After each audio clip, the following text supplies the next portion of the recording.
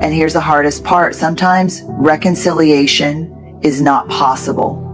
Not because you didn't try, but because they won't. Or because it's not safe.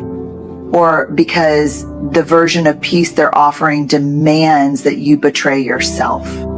So what do we do with that? What do we do with the weight of unreconciled relationships we keep dragging behind us like emotional carry-ons? Making peace doesn't mean saying what happened was okay. It means saying you no longer want it to control you.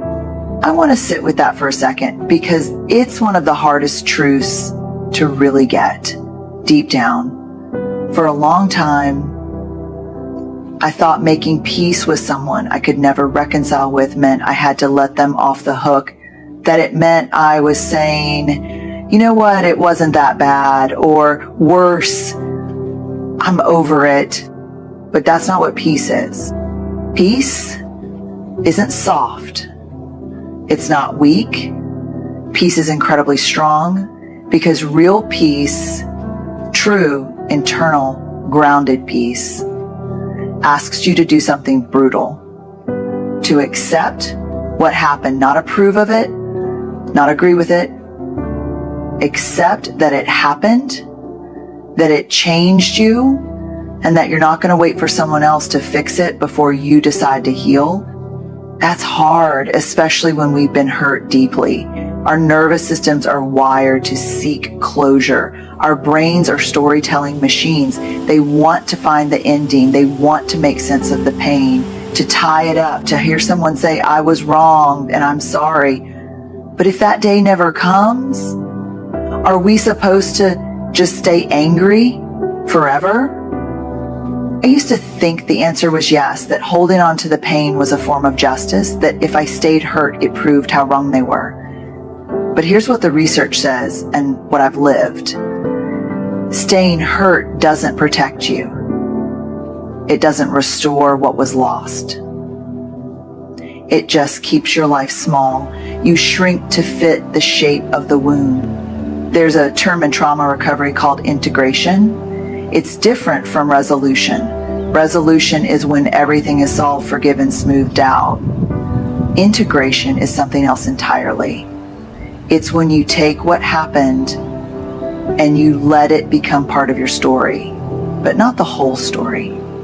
It means the pain gets a seat at the table, but it doesn't get to run the meeting. That's peace. It's saying, I'm not denying what happened. I'm not excusing it, but I am choosing not to carry the weight of it every day. And maybe that feels unfair. It did to me for a long time, because if I let go of the anger, if I stop replaying the fight in my head, then who's holding them accountable? But here's the uncomfortable truth. They're probably not thinking about it. You are. You're the one losing sleep. You're the one reliving it. Making peace isn't about them. It's about you reclaiming your mind, your body, your energy. Peace doesn't say, you were right. Peace says, I'm done letting this pain steal any more of my life. That's not permission. That's power. I didn't believe that at first. Honestly, I used to think boundaries were cold. I thought setting them meant shutting people out or building walls to keep others at a distance. But what I learned, both through research and in my own messy, imperfect life, is that boundaries aren't about keeping people out. They're about keeping you grounded in who you are.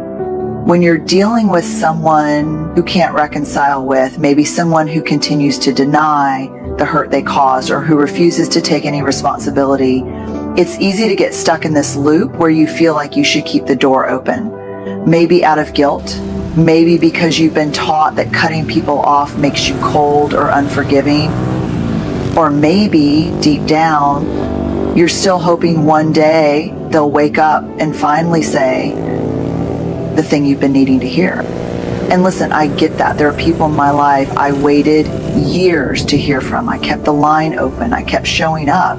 And it wasn't always brave. It was sometimes about fear. fear of being seen as harsh, fear of being called selfish, fear of being misunderstood. But what I've learned is that when you keep showing up in relationships where your boundaries are constantly being pushed, or worse, ignored, you start to disappear. Not all at once, not dramatically, just little by little. You get quieter.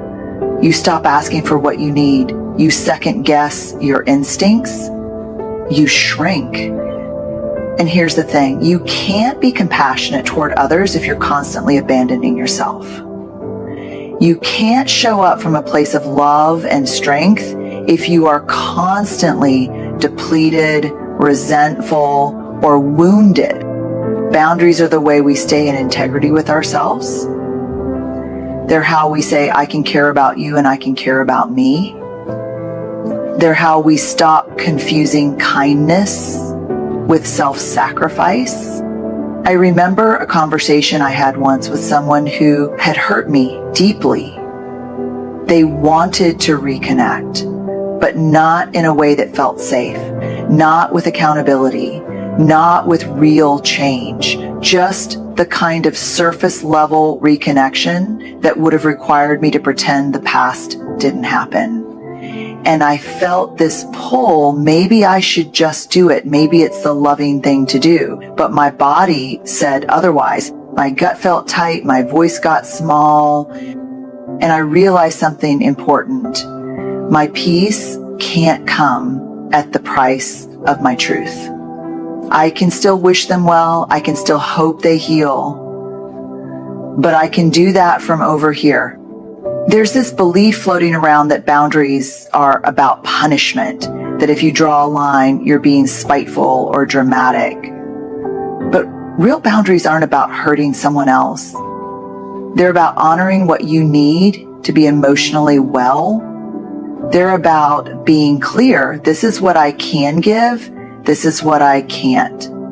This is what I need to feel safe, to feel whole, to stay rooted in love and not resentment. And here's the unexpected twist. The clearer you get with your boundaries, the more compassion you'll have. Because you're no longer performing peace while secretly drowning in pain. And honestly, there is no equal advantage. You're not being cruel when you protect your peace. You're being honest, you're being brave. And you're giving yourself the space to heal without reopening the wound every time someone wants to pretend it never happened. When reconciliation isn't possible, you don't just grieve the relationship. Yes. You grieve the fantasy of what it could have been. This is something we don't talk about enough. We understand grief when someone passes away. We send flowers, we make casseroles, we give each other space to cry and fall apart. But what about the kind of grief that doesn't come with a funeral? What about the grief that lives in the silence after a friendship ends, or a parent walks away, or a sibling becomes a stranger? That's called ambiguous grief. And it's real, it's exhausting, it's invisible. And sometimes it hurts just as much, if not more, than the grief we can name and point to. I've sat across from so many people in my research and in my life who are struggling with unreconciled relationships, and almost every time, underneath the anger, the numbness, the confusion, there was grief. And not just for what happened, but for what never happened, for the conversations that never came, the apologies that were never offered, the healing that never got the chance to begin. And here's what's tricky. Because that grief doesn't fit our usual boxes, we often shame ourselves for feeling it. We think, why am I still sad about this? It's been years. Or they never showed up for me. Why do I still care? But caring is not weakness. Longing is not foolishness. It's the evidence of our humanity. When you love someone, or even just hoped to, you build expectations, dreams, a future. And when that's taken from you, you have to grieve it. We think grief is reserved for the moments when something is over, but sometimes we grieve things that never even really started.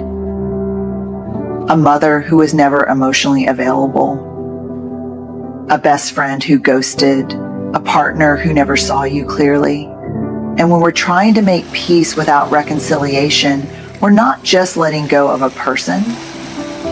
We're letting go of an idea, an image, a possibility, and that's no small thing.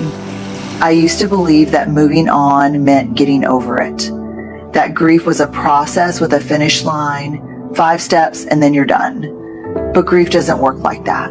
It loops.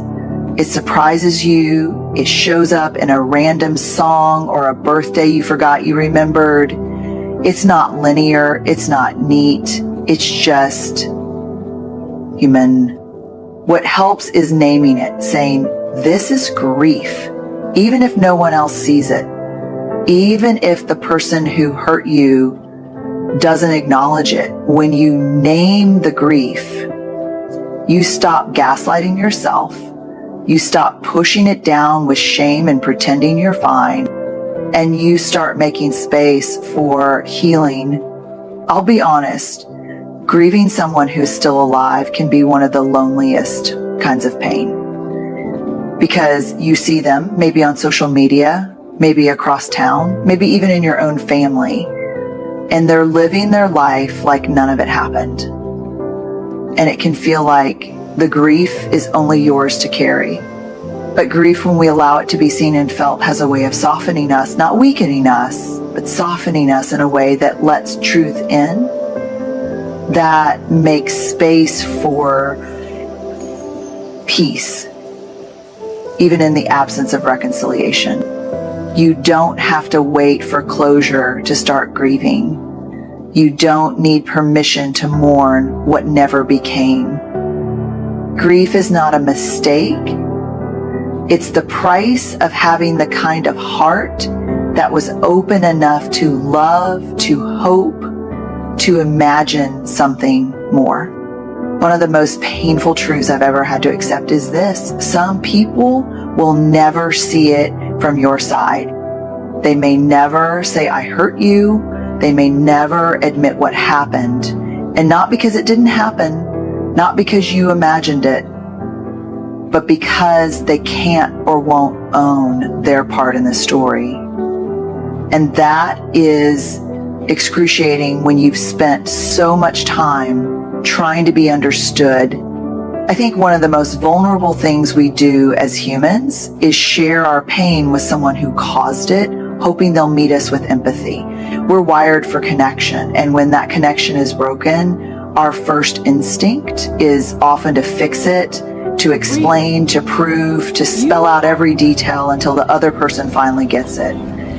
And sometimes, if we're honest, we think that understanding equals healing. That if they could just see it the way we see it, then maybe we could finally move on. But what happens when they don't? What happens when they say, that's not how I remember it, or you're being too sensitive, or worse, they pretend nothing ever happened at all? Here's what I've learned, both in the data and in my own heartbreak. Waiting for someone else to validate your pain is like handing them the keys to your emotional life. You're saying, I can't move forward until you tell me I'm allowed to feel what I feel. And that's a dangerous place to live because it puts your healing in the hands of someone who may never be capable or willing to offer it. I've had to learn how to affirm my own experience, to say, this happened, it mattered, it changed me, and I don't need anyone else to co-sign that truth for it to be real. That doesn't mean we close off our hearts. It doesn't mean we become rigid or self-righteous. It means we stop begging for something that may never come. Not out of anger, but out of self-respect. It means we stop treating our healing like it's contingent on someone else's emotional maturity. And that is hard because so much of us longs for resolution, longs for that moment where the other person says, you were right, I see it now. But if that moment never comes, you are still allowed to heal. You are still allowed to find peace. You are still allowed to move on. There's this quiet courage in saying, my story is valid even if you never understand it. That kind of strength comes from the inside. It's not loud, not performative, but it's powerful. And it changes everything. You can honor your pain without holding on to it. You can acknowledge what happened without needing to rehash it with someone who refuses to listen. You can name your experience without waiting for anyone else to agree. Sometimes the most healing thing you can do is stop explaining. Not because the story doesn't matter, because you finally believe yourself. Forgiveness is one of those words that tends to make people tense up. I get it. It used to land heavy for me too, because somewhere along the way, forgiveness got tangled up with the idea of forgetting, of erasing what happened, of pretending we're fine when we're not. But real forgiveness, genuine, grounded, hard-earned forgiveness, has nothing to do with erasing the past. It has everything to do with reclaiming your future. Let's be clear, forgiveness doesn't mean what happened was okay. It doesn't mean you're suddenly ready to have lunch with the person who betrayed you. And it certainly doesn't mean reconciliation is even on the table. Forgiveness and reconciliation are two very different things. One is about you, the other is about us. And sometimes us is no longer possible or safe.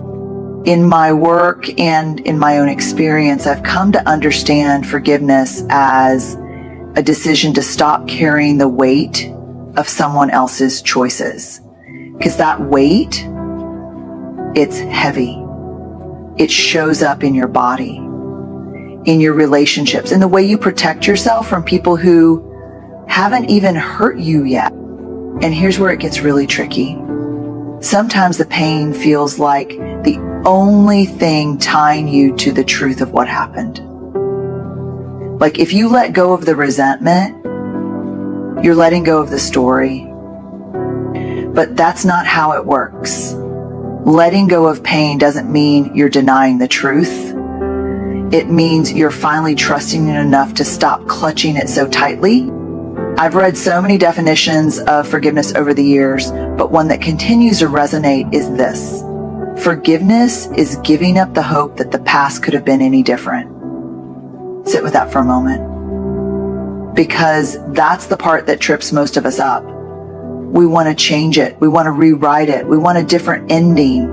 And forgiveness asks us to grieve the ending we got and begin again with all of our scars and wisdom and clarity intact.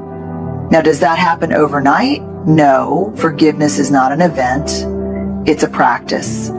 Sometimes it's daily. Sometimes it's every hour. And sometimes you think you've done it, and then that person's name shows up on your phone or in a conversation, and your chest tightens all over again. That doesn't mean you failed. It just means you're human. Forgiveness is more like a muscle than a switch. You build it over time, with intention, with boundaries, with support. You don't have to feel ready. You just have to feel done with the suffering.